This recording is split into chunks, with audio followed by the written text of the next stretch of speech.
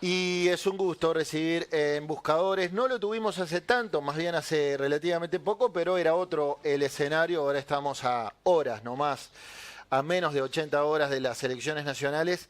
Y es un gusto recibir entonces al senador electo por el MPP, Frente Amplio, coordinador de campaña de la fórmula Frente Amplista, Yamandu Orsi, el candidato. Recibimos a Alejandro Sánchez. Pacha, buenas tardes. Bueno, buenas tardes. Si me invitan a ser parte del panel, largo el Senado. Te vengo para Buscadores. Bueno, por lo pronto vas a Círculo Enlace y podés vivir sin lentes. Bueno, está bien. No está mal. Buen dato, No está mal. buen dato. Pero con canje, ¿no? Bueno, podemos arreglar. Bien. Pacha, ¿cómo estás viendo la campaña? Bueno, bien. está ¿Se dentro- picó en las últimas horas? Nah, chascarrillos. Chascarrillos que siempre en las campañas existen. Además, cuando uno se acerca, el jueves comienza la veda. Sí, Entonces- el viernes.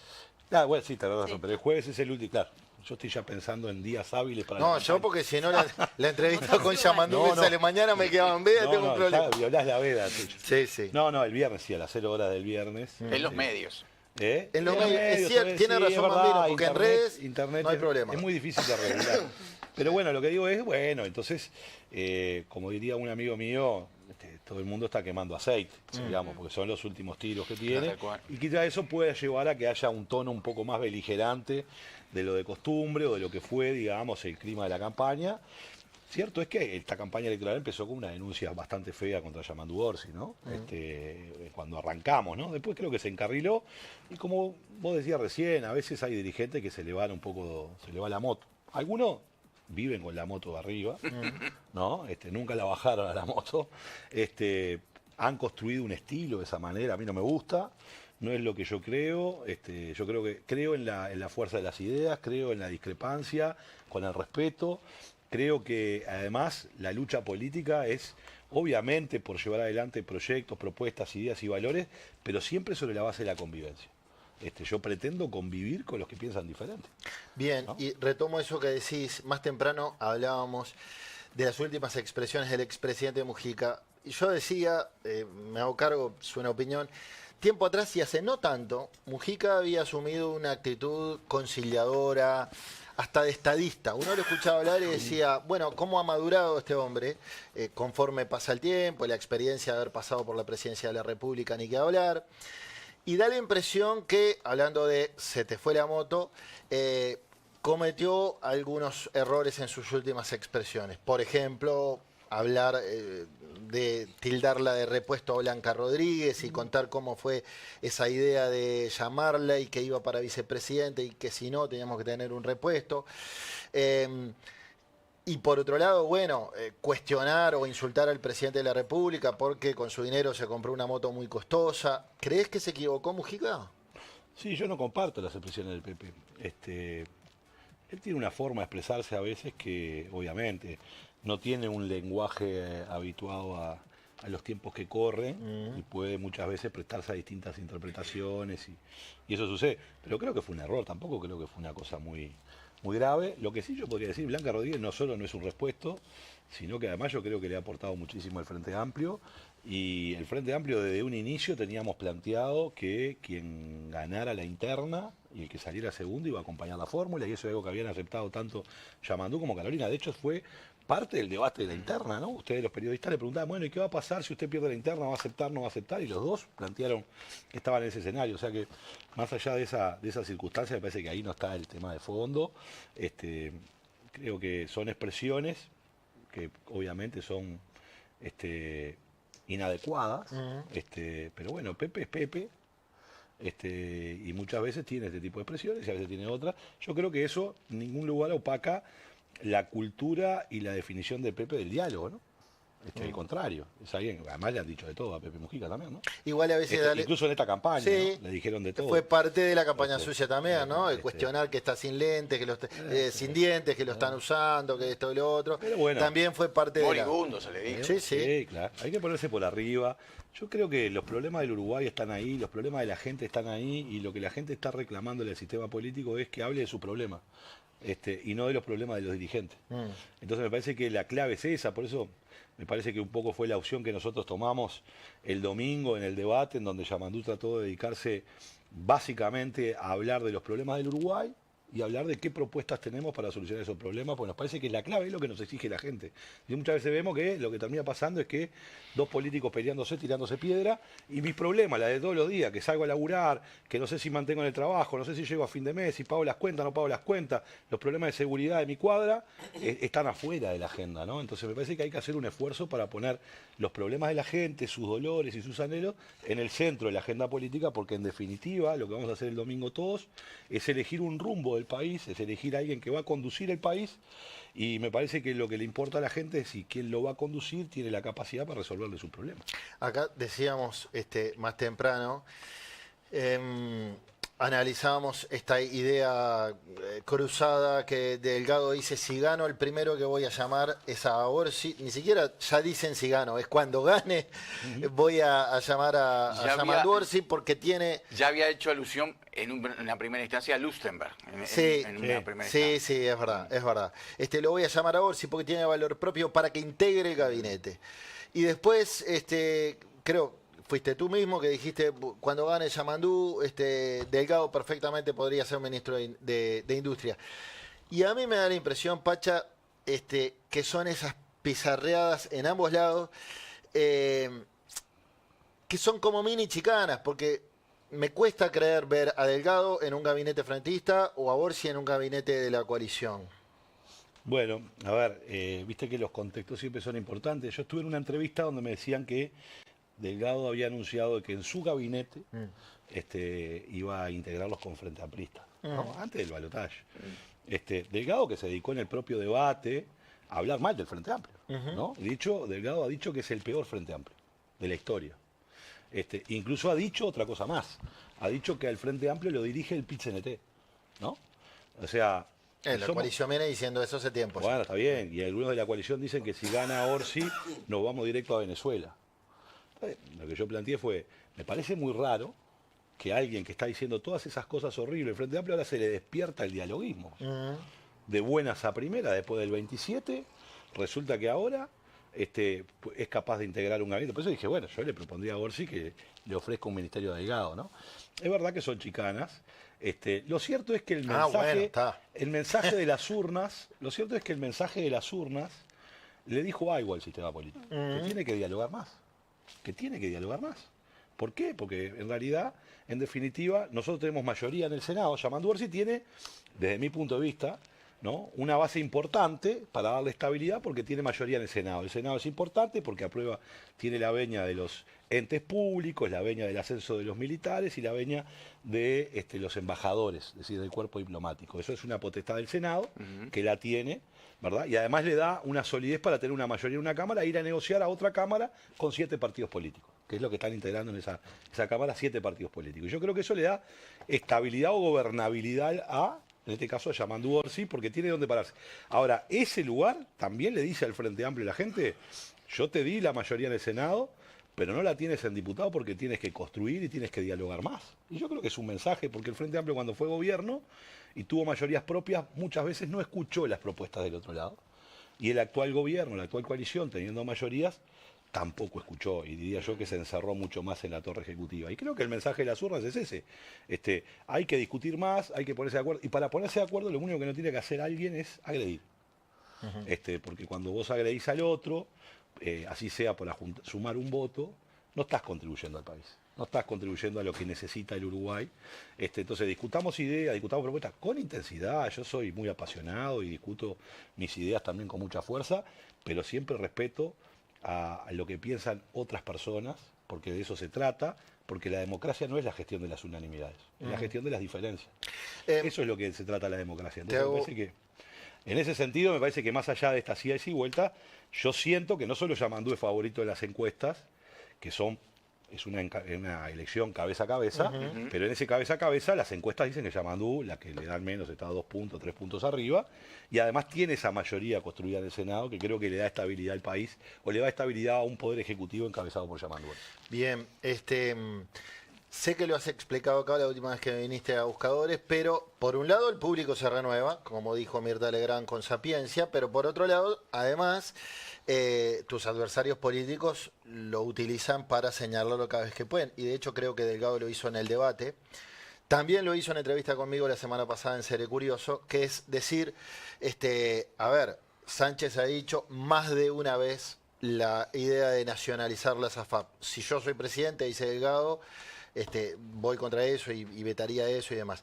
Y además señalan que el Frente Amplio, por ejemplo, Gabriel Odone, el eventual ministro de Economía del Frente, no ha sabido explicar qué es eso de la eliminación del lucro. Entonces, me parece que está bueno que te puedas explicar. Viste que hay un video de WhatsApp que dice, no, otra vez no. Sí. ¿No? Pero bueno, vamos a explicarlo rápidamente. Pero, perdón, no, está bien, pero... reitero, No. Delgado lo escucho cada vez que puede. Ojeda también. Ojeda estuvo ayer acá y lo dijo. Dos conferencias de prensa. Y bueno, yo creo que ya no es creíble cuando te dicen, che, mirá, parece que hoy estoy de verde igual. El otro día Da Silva se enojó porque dice que estaba muy de negro. Ahora viene de verde para que Da Silva se quede tranquilo. Pues lo tengo como asesor de imagen a Da Silva, ¿viste? Está bien.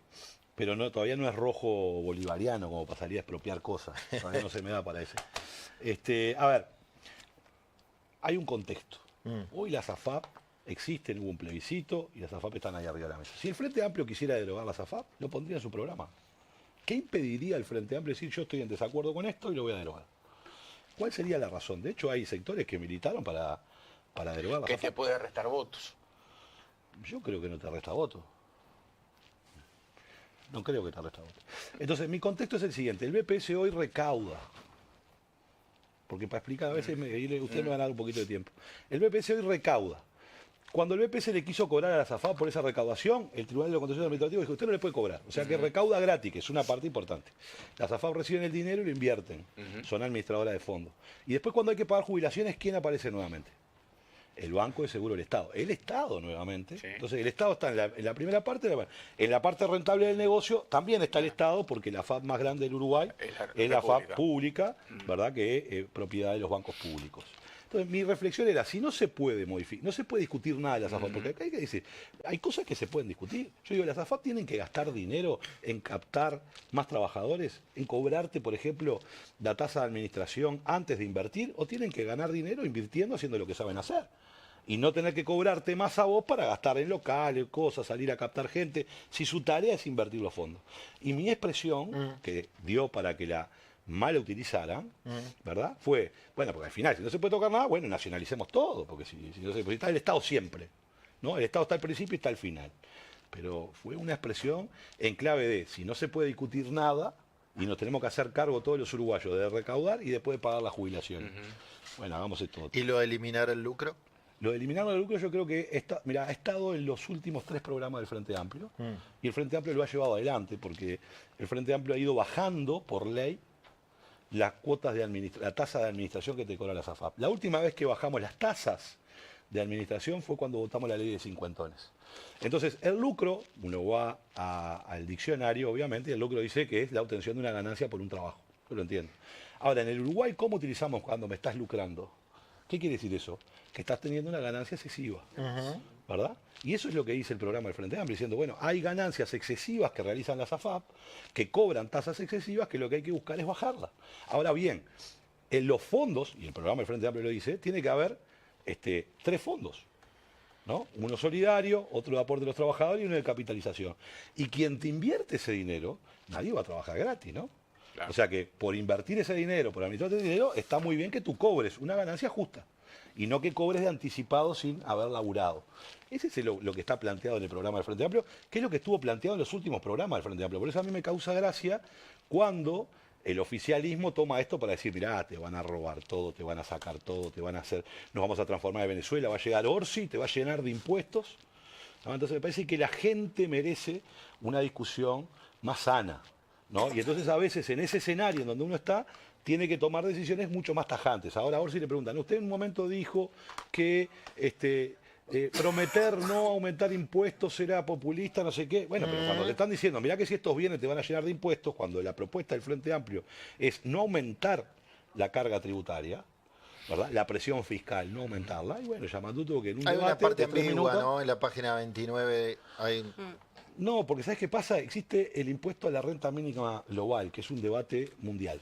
De hecho, ya hay empresas que están en Uruguay que este año empiezan a pagar el 7,5% de sus casas matrices. Y yo diría, tenemos que tratar de que esos impuestos los dejen acá. Porque el mundo rico le impuso a las transnacionales que sí o sí tienen que pagar el 15%. O lo pagan en donde producen o lo pagan en sus casas matrices. Y entonces el Uruguay, viendo este escenario donde una empresa transnacional que opera en nuestro país va a pagar ese impuesto igual, no habrá que tratar de discutir para decir, che, dejá una parte acá y otra parte en la casa matriz. Si no, siempre hacemos la del tonto. ¿No? Entonces, eso es lo que se refiere Yamandú y eso es lo que se refiere el programa del Frente Amplio cuando dice, bueno, discutamos. Te pongo otro ejemplo. Algo que no está solo planteado en la propuesta del Frente Amplio. El IVA personalizado. Hoy se puede hacer. Hoy la tecnología nos permite decir, el IVA, que es un impuesto ciego que no mide tu capacidad contributiva, hoy le puedes agregar a partir de las transacciones electrónicas la posibilidad de bajarle el IVA a determinados ciudadanos. Antes era solo al producto, ahora puede ser a los ciudadanos. Suerte que no está Maeso, estaba enloquecido con el IVA personalizado. ¿Por qué? ¿Está de acuerdo? No, para nada. Que venga que yo lo ponga. Que venga que yo lo ponga. Yo le dije que Yamandú en la entrevista de mañana lo explica bien. Yo me pongo con Maeso y lo convenzo. Está bien. Es lo más justo que hay. Difícil, pero bueno. Es lo más justo. No, yo me tengo fe. Está bien. Tengo fe. Tomás. Alejandro, sos la persona que estás más cerca de Yamandú Orsi, jefe de campaña, has convivido y convivís muchas horas con él, ¿no? Si yo te preguntaría, cuando hablas con Yamandú habla contigo, ¿cuáles son los temas que le preocupan? Y te dice, Pacha, mira, de todo lo que viene, si soy presidente, a mí me preocupa, ¿de qué hablan? Bueno, a ver, primero, hay un tema que le preocupa mucho a Yamandú, que no es tanto de ser presidente, que es de la campaña. Y es que la campaña no se transforme en una guerra civil que rompa los puentes. Eso hay que tener mucho cuidado, porque a veces las campañas generan heridas en la sociedad, heridas entre los dirigentes que no están buenas, ¿no? Y eso es la primera preocupación, porque a veces estás en un escenario de mucho golpe y hay que tener mucho cuidado. Eso es algo que le preocupa mucho a Yamandú, porque él cree en el diálogo, de verdad, y creen que la gente se puede poner de acuerdo. Y entonces tiene mucho temor de que fracturemos una sociedad, ¿no? Que hay una moda ahora de que está... Sí, la brecha. La brecha, ¿no? Que fracturemos. Y el Uruguay no merece eso. No merece eso el Uruguay. Porque además sería una brecha o una grieta injusta y artificial, porque esa grieta no existe en el Uruguay. Pero una de las desvelos de Yamandú más importantes es cómo hacemos para resolver el problema de la pobreza. Porque tenemos una cantidad enorme de gurises que están naciendo en condiciones infrahumanas. Y muchas veces se piensa en la solución ideal, algo lo ha dicho en las entrevistas Yamandú, se piensa en todas las soluciones ideales, que está bien, pero él está más no, pero aquel está más obsesionado por las urgencias. Porque mientras no le puedo decir a un chiquirín, mirá, sentate a esperar que venga el saneamiento, que venga esto y después resolvemos el tema del asentamiento, porque mientras tanto está ahí. Entonces, la necesidad de generar los recursos suficientes rápidamente para darle una ruta de salida, así sea no definitiva, pero que sí ponga al Estado al lado de los que sufren.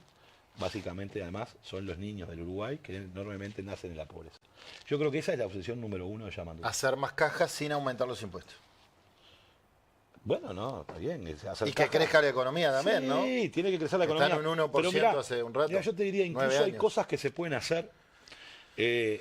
Incluso hay cosas que se pueden hacer si agudizamos un poco nuestra inteligencia y nuestra audacia.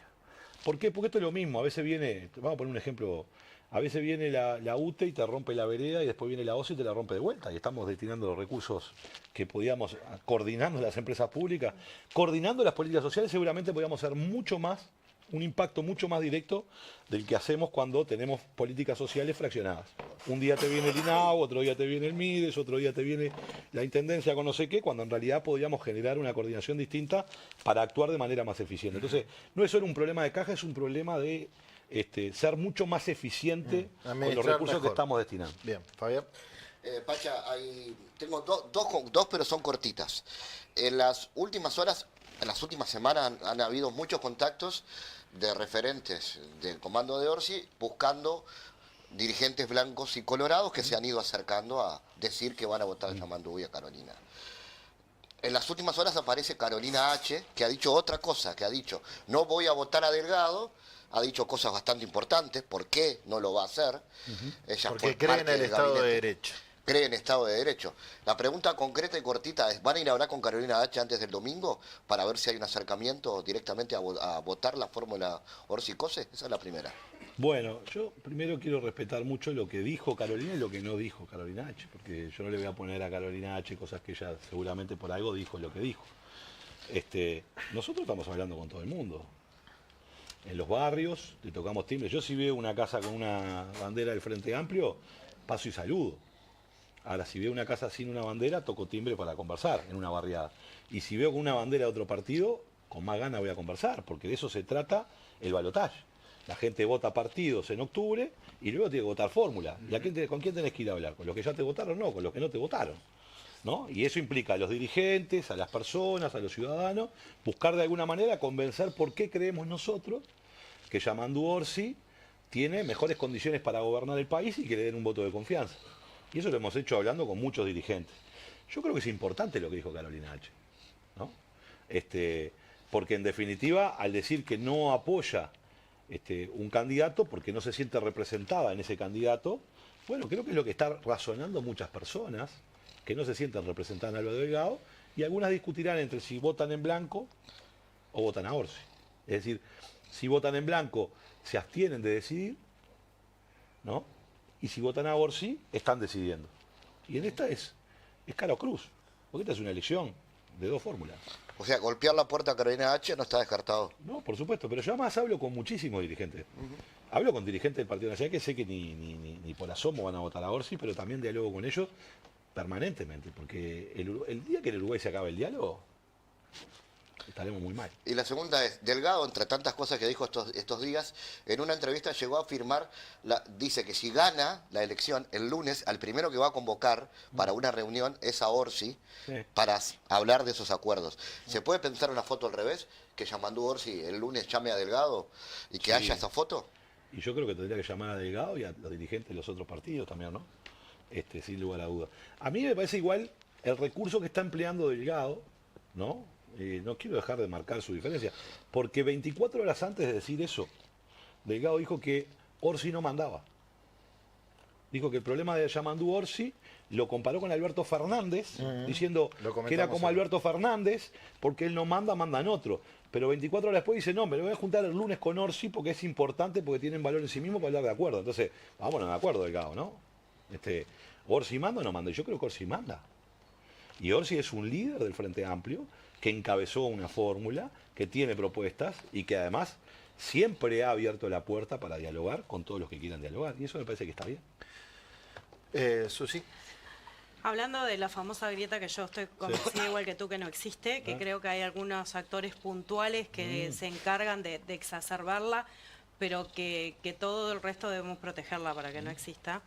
Se ha comenzado un uso de la inteligencia artificial en esta campaña que ha tenido algunos cuestionamientos fuertes, que a mí me parece que no aporta demasiado, y en las últimas horas Esteban Valenti levantó un video con la imagen de Álvaro Delgado diciendo cosas que Álvaro Delgado no decía.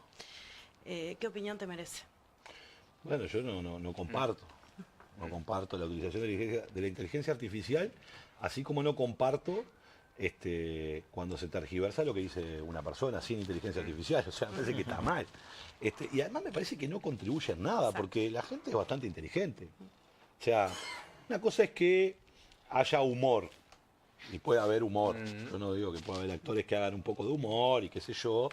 Eso está bien. Ahora, ¿quién se puede comer el verso de ese video de inteligencia artificial Va alterado? más allá del verso. No, o sea, está bien. Yo creo que está mal desde el punto de vista ético. Yo no estoy de acuerdo. Claro. O sea, estaba muy visible que no era real. Claro. Pero me parece que hay un borde que no está bueno. No, yo creo que hay que respetar ciertas cosas. En mi barrio había un dicho que decía, la moda no incomoda. Y yo creo que en estos casos a veces incomoda mucho. Entonces hay modas que no son buenas, ¿no? Entonces esa moda de transformar todo en que la verdad subjetiva y en que todo vale atrás de un objetivo, me quedo con una frase de un dirigente que no es de mi partido, pero que ha sido un gran dirigente político para el Uruguay, como la de Wilson Ferreira, que dijo, hay gente que quiere ser importante y hay gente que quiere ser útil a la patria. Yo me quedo con lo segundo, y yo creo que eso es lo más que hay que aportar. Pacha, dialoguista es Yamandu Orsi, ¿no? Sí. Sin duda, ¿no? Supongamos gana la elección. ¿Va a dialogar con Gustavo Salle? ¿Y sí? ¿Y sí? Pero Salle les dijo de todo. También, es cierto. Pero ¿qué pasó con Salles? Llegó al Parlamento. Representa un conjunto de ciudadanos uruguayos, tiene 2 diputados, y yo tengo la obligación de tomarlo como un sujeto político que es. Estoy en las antípodas de muchas cosas, naturalmente, pero hay gente, hay uruguayos que lo pusieron ahí. Y entonces los parlamentarios van a tener que dialogar, van a tener que discutir. Y yo creo que también se va a moderar, de alguna manera, Salles. Una cosa es gritar en la tribuna y otra cosa es cuando tenés que hacerte cargo de levantar la mano para apoyar una ley, apoyar una propuesta, tomar decisiones. Porque de fuera, esto como todo el mundo dice, somos 3 millones de directores técnicos, ¿no? O sea, todos sabemos cómo se hace. Seguramente todos podíamos haber hecho más goles el otro día. Ayer el partido contra Brasil que los mismos jugadores que estaban ahí, pero hay que jugar el partido. Y cuando se juega el partido se comete errores, esto, lo otro, y también se asume otras responsabilidades, ¿no? Pacha, ¿a qué se compromete el Frente Amplio en no fallarle a la gente cuando pasen después raya, si ganan un gobierno? Bueno, Yamandú, por ejemplo, ha dicho que a él no le gusta hablar de promesas sino de compromisos, ¿no? Y yo creo que lo que nosotros tenemos que hacer, honestamente... Sobre todo por la campaña que ustedes hicieron, ¿te acordás cuando recorrieron todo el país? Sí, sí, Y decir, bueno, la gente nos reclamó esto. ¿A qué se compromete el Frente Amplio de no fallarle a la gente en este gobierno si es que logran ganar? Bueno, yo te diría más que el Frente Amplio, en este próximos 5 años, el sistema político está desafiado a no fallarle a la gente en los temas de seguridad. Los temas de seguridad hay que tomarlo con mucha más seriedad. Creo que dije acá también en el programa, hay que terminar de que los dirigentes políticos se tiren piedra. A ver, a mí no me gusta andar contando muertos. ¿Sí? Esa es la verdad. Y entonces lo que necesita el sistema político y lo que la gente está solicitando es, paren de tirarse piedra con este tema y traten de ponerse de acuerdo para llevar adelante una política que sea más eficaz, ¿no? Y eso implica que esa política más eficaz va a cometer errores. Pero tratemos todos juntos de estar involucrados en un diseño de una política y asumamos colectivamente los errores, corrijamos a tiempo. Pero creo que el sistema político tiene que tener la madurez para enfrentar este Ese problema. sería el que primer tiene Uruguay. acuerdo que buscaría el Frente Amplio. Sí. Ese sería el primero. Nosotros hemos planteado un acuerdo multipartidario en este tema, pero con una comisión de seguimiento, Tomás. Porque firmar un papel está facilísimo. Firmar un papel y una comisión de seguimiento de todos los actores políticos que permita de alguna manera darle un seguimiento a las políticas de seguridad, porque este es un drama que tenemos ahí. Está, pero me pongo en abogado del diablo. Ponete en abogado En del el diablo. oficialismo ¿Cómo te gusta eso? En el oficialismo dicen, pero ¿y cómo? Gran parte, el Frente Amplio perdió en 2019 en gran medida por su gestión en seguridad. Aquello renunciaba a Bonomi, la mala gestión y demás. Bueno, Cabildo Abierto decía, se acabó el recreo, Manini. Y dice, y ahora nos prometen que van a hacer una exitosa gestión en seguridad con los mismos nombres, con Llayera, con Leal. Yo sé que hay otros nombres, está José Díaz, está Rivero, está Faropa, pero, bueno, está Biorgan. Pero, ¿qué se ha aprendido? Porque, por otro lado, escuchamos a Delgado y dice, bueno, anuncia medidas puntuales, ¿no? Vamos a tener un grupo multifuerza basado en el comando antimafia de Italia, que va a funcionar así, así. Perfecto. ¿Qué puede anunciar el Frente Amplio que hará distinto y que distinguirá esta gestión de seguridad pública de las anteriores? Bueno, en primer caso, yo te diría lo siguiente. Uno, cuando comete errores, tiene 2 caminos, ¿verdad? O aprende de ellos o continúa errándole. Desde mi punto de vista, el Frente Amplio ha aprendido de su derrota. Y el Frente Amplio hizo el Frente Amplio Te Escucha, los diálogos por Uruguay, salió a hablar con la sociedad, en dónde estuvimos mal, qué cosas hicimos acá y allá y allá. Y yo creo que el Frente Amplio que viene, y Yamandú Orsi representa la renovación del Frente Amplio, porque en definitiva representa la autocrítica del Frente Amplio, Yamandú Orsi. Y nosotros no venimos a hacer lo que hacíamos antes. Hicimos cosas muy buenas antes y cometimos muchos errores también. Pero mi abuela siempre tenía una frase, el que cae, cae porque aprende a levantarse. Te caes para aprender a levantarte. Y el Frente Amplio creo que aprendió. Ese es el primer punto. El segundo punto es que todos han fracasado en seguridad. Porque hoy los niveles de inseguridad que tenemos y cómo vive la gente hoy, que tiene mucho más miedo de la penetración del narcotráfico, también existe. Y vamos a terminar con el quinquenio más letal de los últimos años del país. Entonces, evidentemente... Perdón, pero te tengo que repreguntar. Este gobierno dice, nosotros bajamos todos los delitos. Nos hubiera gustado bajar más los homicidios, pero podemos decir que bajamos los delitos. Sí, pero vos viste los cuerpos descartizados, la situación de violencia que tenemos hoy. Hay que ir a preguntarle a la gente cómo está viviendo en los barrios, a ver si tiene esa sensación. ¿no? No la tiene. Pero convengamos que hay un avance de un delito diferente, que es el del narcotráfico, que tiene otras características, que es Que lo es el que crimen hace, organizado, sin duda. que está y que es el que hay que combatir, ¿no? Sin duda, Yo sin creo duda. en eso, soy claro. Después, segundo, yo creo que hay que aprender un poco de la experiencia internacional también, ¿no? Y hay que buscar en la experiencia internacional qué es lo que hay. Nosotros en Colonia hicimos varios compromisos en el sentido de que hay que aumentar en 2.000 policías, que hay que mejorar el patrullaje, que hay que trabajar en la frontera, en la protección de la frontera, no solo desde el Ministerio Interior, sino con aduanas y el Ministerio de Defensa Nacional, que hay que incorporar más tecnología e innovación, que hay que generar una cárcel de máxima seguridad, que hay que tener clasificación de presos. Algunos a eso le dijeron que vamos a soltar presos, mintiendo, ¿no? Porque la despresionalización significa los efectos psicológicos que hay en una persona en el encierro prolongado.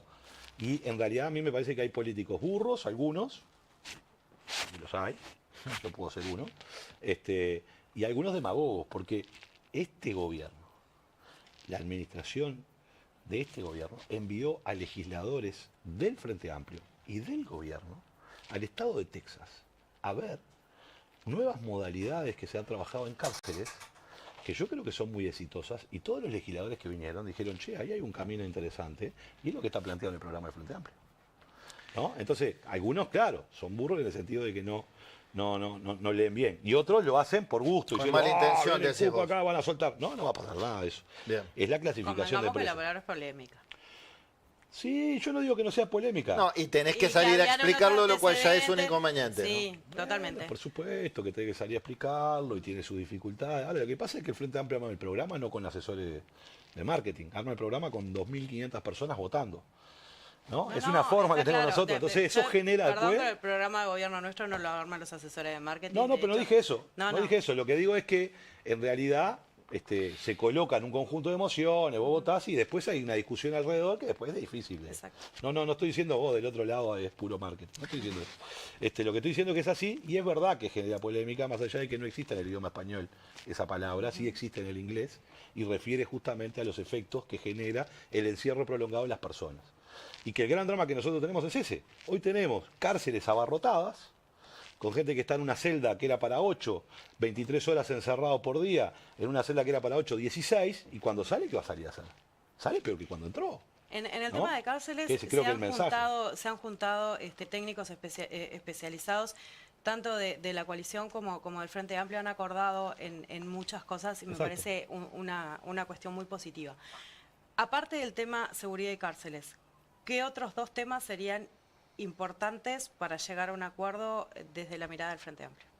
Educación. Y yo creo que ahí Yamandú lo expresó claramente diciendo esta competencia por ver quién es el Varela del siglo XXI no camina más, ¿no? Y lo que tenemos que hacer es un pacto, ahí es un pacto. ¿Cuáles son los acuerdos mínimos? Universalizar 3 años, creo que estamos todos de acuerdo. Llevar el tiempo extendido y el tiempo completo a más lugares, que no es solo a los hogares pobres, porque hay una enorme cantidad de trabajadores y de trabajadoras de clase media que invierte muchos recursos en llevar a sus hijos a la educación privada, Sí. no porque lo quiera llevar a la educación privada, sino porque la educación privada logra el tiempo extendido. No, sin ¿no? duda que es parte también de un sistema de cuidados integrado Exacto. que tiene que ver con, Pero generalmente cuando hablamos, viste con que... la despenalización de la maternidad y de la Exactamente, paternidad totalmente, también, ¿no? Totalmente, pero lo que digo es, compartiendo eso, muchas veces lo que busca la gente es el tiempo extendido, ¿no? Y para una familia a veces tiene que gastar ingentes recursos para lograr el tiempo extendido. Y generalmente cuando hablamos de escuela de tiempo completo pensamos que están en contexto crítico. No, No. lo que hay que estar en toda la sociedad. Yo creo que eso hay que llevarlo adelante. Sí, creo que estamos de acuerdo en eso Incorporar también. el plan Ceibal, la inteligencia artificial con mucha más fuerza creo que es clave, ¿no? Empoderar a los centros educativos, yo creo que eso también es clave.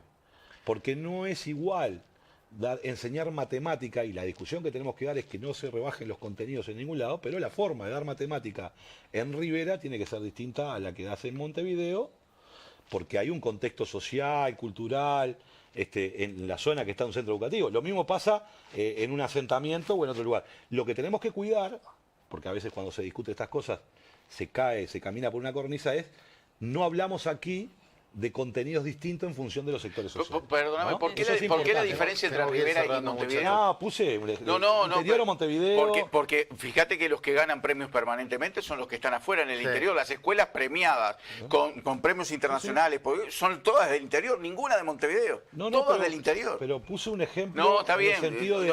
No pongo solo Rivera, digo. te lo voy a poner, estoy hablando de un ejemplo más didáctico que de contenido. Está claro.